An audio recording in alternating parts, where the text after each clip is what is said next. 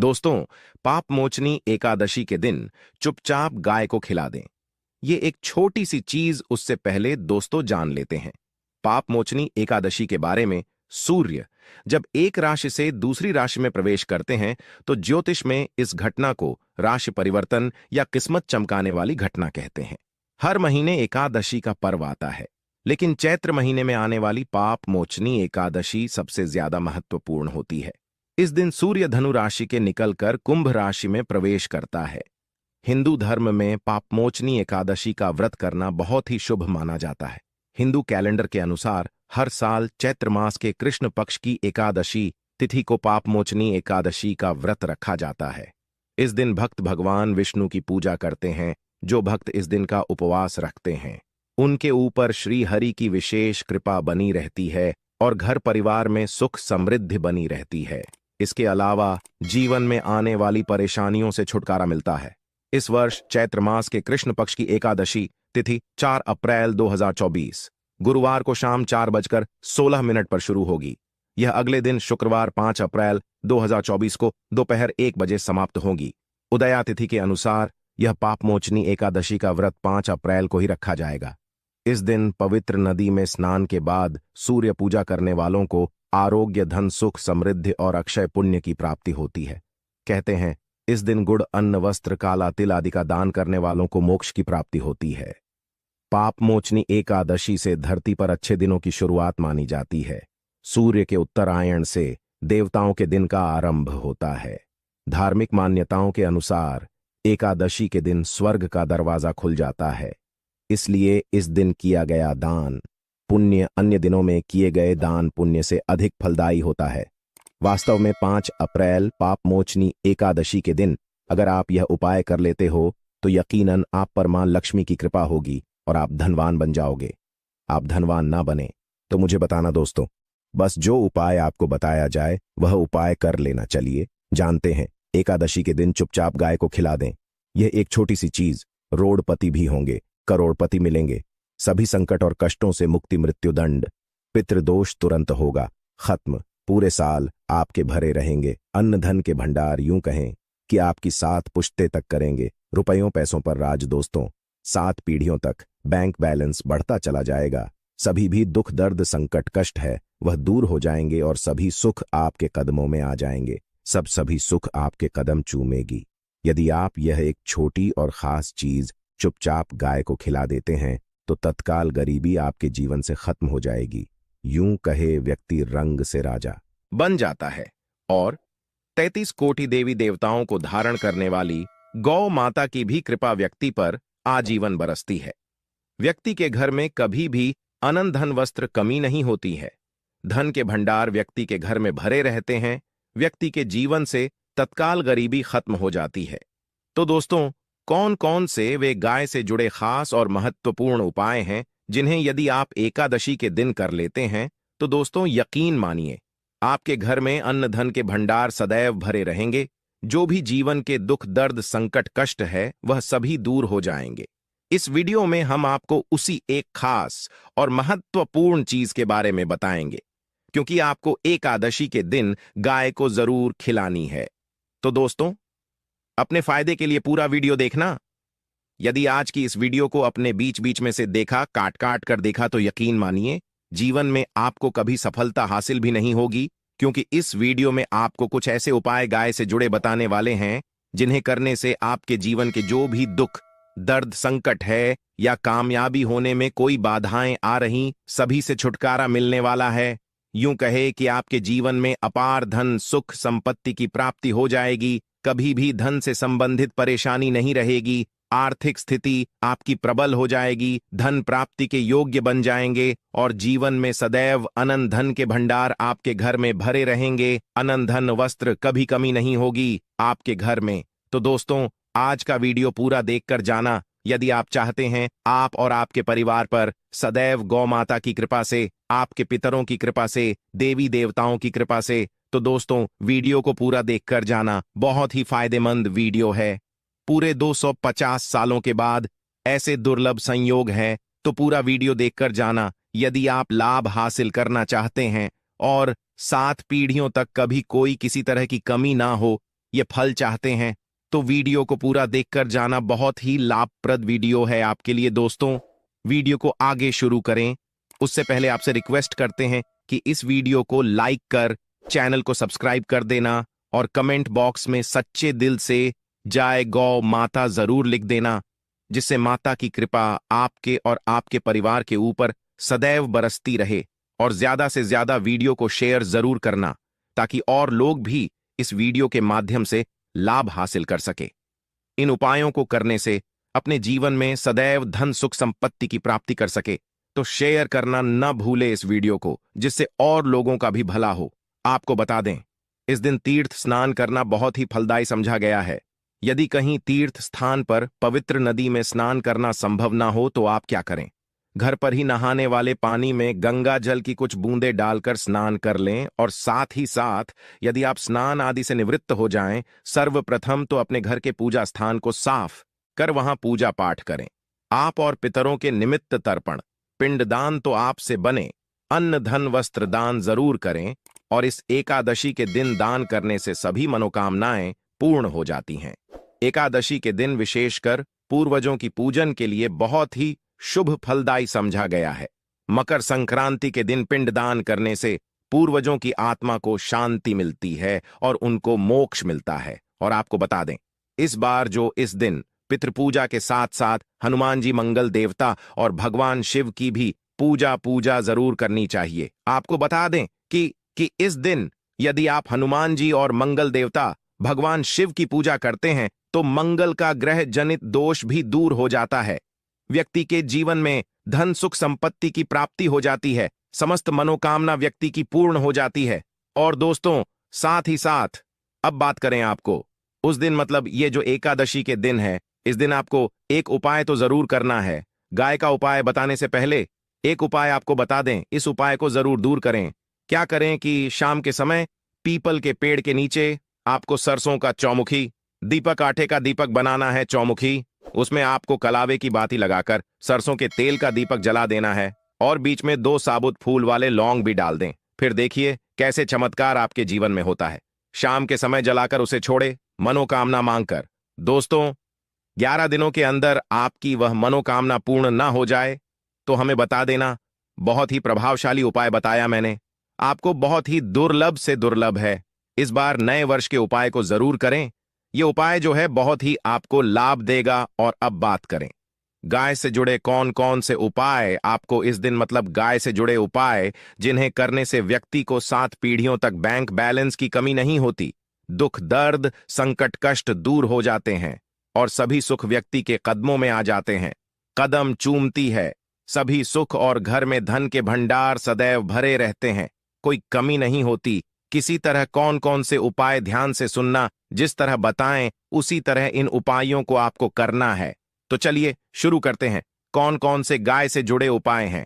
प्रभावशाली चमत्कारिक उपाय है जो कि आपकी किस्मत को चमका देंगे। एकादशी से आपको लाभ शुरू करते हैं दोस्तों। सनातन परंपरा में गाय गंगा और गायत्री का बहुत ज्यादा धार्मिक महत्व है। मान्यता है कि गौ माता के शरीर पर 3 कोटि देवी देवताओं का वास होता है। गौ माता की पूजा करने वाले जातक पर इन सभी देवी देवताओं की कृपा बरसती है। गौ सेवा से न सिर्फ इस जन्म के बल्कि पूर्व के भी दोष दूर हो जाते हैं। गाय से हासिल पंचगव्य का उपयोग जरूर शामिल करें, क्योंकि पंचम गव्य के बिना कोई भी पूजा पाठ और हवन सफल नहीं होता। या दोस्तों, गौ कृपा पाने के लिए प्रतिदिन सप्ताह अथवा महीने में परिवार समेत एक बार गौशाला जाने का नियम जरूर बनाएं और वहां गायों को हरा चारा जरूर खिलाएं। इससे आपको शुभ फलों की प्राप्ति होगी और साथ ही साथ गौ सेवा और गौ पूजा से 9 ग्रह शांत हो जाते हैं और इनसे जुड़े दोषों का निदान हो जाता है। गर्मियों में गौ माता को पानी पिलाएं और सर्दी में गौ माता को गुड़ जरूर खिलाएं। ध्यान रखें कि गर्मियों में गाय को गुधिया अनेक देवी देवता को अपने ने शरीर पर धारण करने वाली गौमाता से जुड़े कई शुभ और अशुभ संकेत भी होते हैं। मसलन गाय का दूध दूहते समय यदि गाय ठोकर मार दे और सारा दूध बिखर जाए तो अब शगुन होता है। यदि कोई यात्रा पर निकल रहा हो और गाय अपने बछड़े को दूध पिलाती सामने आ जाए तो निश्चित रूप से जिस यात्रा के लिए आप निकले हैं वह यात्रा आप जरूर ही सफल होगी और वह जिसके लिए आप निकले हैं वह जरूर ही पूर्ण होगा। यात्रा पर जाते समय बाईं ओर गाय की आवाज आना और रात्रि में गाय की हंकार करना भी शुभ होता है। दोस्तों, साथ ही साथ गाय के साथ आप भूलकर भी दुराचार ना करें, अन्यथा मिलता है घोर पाप और जीवन भर की परेशानियां बनी रहती हैं। जी हां दोस्तों, गाय को राष्ट्रीय पशु बनाए जाने और इन्हें मौलिक अधिकार दिए जाने की बात हो रही है तो सवाल उठता है, गाय संस्कृति का अहम हिस्सा है, तब भी गाय के साथ लोग खराब व्यवहार कैसे कर लेते हैं। गाय दर दर भटकती रहती है, भरपेट इन्हें चारा तक लोग नहीं देते। गाय जब तक दूध देती रहती है तो उनकी सेवा होती है और जैसे ही दूध देना बंद कर देती है तो लोग इन्हें उनकी किस्मत पर छोड़ देते हैं, सड़कों पर और गलियों में भटकने के लिए। ऐसे में गोवंश जीवों को कोई डंडे मारता है तो कोई पानी डाल देता है, कभी वाहनों की चपेट में आ जाती है तो कभी बीमार होकर बेचारी यह गाय दम तोड़ देती है। ऐसे में जरूरत है इन बातों को जानने की। गाय को लेकर शास्त्रों में क्या कहा गया है, गाय के साथ आपको कैसा व्यवहार करना चाहिए। दोस्तों, गाय को कभी भी मारना पीटना नहीं चाहिए। शास्त्रों में गाय को माता का दर्जा दिया गया है। गाय को मारने वाला माता को मारने पीटने वाले के समान पाप का भागीदार समझा जाता है। नरक लोक में वर्षों तक कष्ट भोगना पड़ता है, अगले जन्म पशु योनि में मिलता है। कथा है कि गौतम मुनि ने गलती से गाय को डा मार दिया था जिससे गाय की मृत्यु हो गई थी और इस पाप से मुक्ति के लिए इन्हें वर्षों तक तपस्या करनी पड़ी। भगवान श्री कृष्ण जी ने बैल स्वरूप में आए वृद्धाश्रम का वध कर दिया था जिससे मुक्ति के लिए भगवान श्री कृष्ण को संपूर्ण तीर्थों को एक कुंड में बुलाना पड़ा और इस कुंड में स्नान से वह पाप मुक्त हो गए थे। दोस्तों, साथ ही साथ पानी पी रही गाय को भगाते हैं, वे घोर पाप के भागी बनकर नरक भोगते हैं, ऐसा पुराणों में बताया गया है। जबकि जो लोग गाय के लिए प्याऊ और चार बनवाते वह माह भाग्यवान होते हैं। ऐसे लोग घोर पाप से मुक्त होकर स्वर्ग पा जाते हैं और बड़े ही धनवान कुल में जन्म लेकर सुख भोगते हैं। और साथ ही साथ आराम कर रही गाय को कष्ट देकर कभी भी उठाना नहीं चाहिए। कहते हैं कि जिस स्थान पर गाय बैठी है वहां से नकारात्मक ऊर्जा खत्म हो जाती है। गाय के बैठने की जगह को जो लोग नियमित साफ रखते हैं वह जन्म में किए गए जाने अनजाने में पापों से मुक्ति हो जाती है और गोलोलोक में स्थान पाते हैं। गाय को डंडा मारकर उठाना, पानी डालकर उठाने से मनुष्य पाप का भागी बनता है और अगले जन्म में उसे दर दर भटकना पड़ता है। और साथ ही साथ शास्त्रों में बताया गया है कि गाय का दूध उसके बछड़े के लिए होता है। गाय के बछड़े से बचा हुआ दूध ही मनुष्य को लेना चाहिए, परंतु कुछ लोग एक बार गाय को दूध लेने बाद फिर से बछड़े के लिए बचा हुआ दूध भी धो लेते हैं। ऐसा करना घोर पाप कहा जाता है। ऐसे दूध को धोने वाला और ग्रहण करने वाला दोनों ही पाप के भागी बन जाते हैं। दोस्तों, साथ ही साथ शास्त्रों में कहा गया है कि गोवंश मतलब गाय और बैल के पीठ पर नहीं बैठना चाहिए। इनकी पीठ पर बैठने से महापाप लगता है। ऐसे लोगों को नरक की यातना भोगनी पड़ती है। एकमात्र देव के अंश के उत्पन्न नंदी ही गोवंश है जिस पर स्वयं महादेव और महादेवी सवारी करती है, क्योंकि नंदी ने स्वयं अपनी इच्छा से महादेवी की सवारी बनना स्वीकार किया था। और साथ ही साथ शास्त्रों में गाय के दान को बहुत ही महत्व दिया गया है, परंतु ऐसी गाय का दान कभी नहीं करना चाहिए जो बूढ़ी और बीमार हो। कठोपनिषद में नचिकेता की कथा भी इस संदर्भ में है कि जिस नचिकेता ने पिता द्वारा बूढ़ी गाय को दान करने पर आपत्ति जताई थी, दूध देने वाली और बछड़े सहित जो लोग का दान करते हैं वह महान पुण्य को हासिल करके स्वर्ग में स्थान पाते हैं। दोस्तों, साथ ही साथ सूर्य चंद्र मंगल शुक्र की युक्ति राहु से हो तो पितृदोष होता है।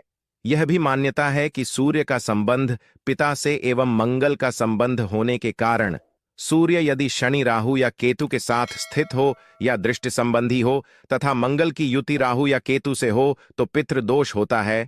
इस दोष से जीवन संघर्षमय बन जाता है।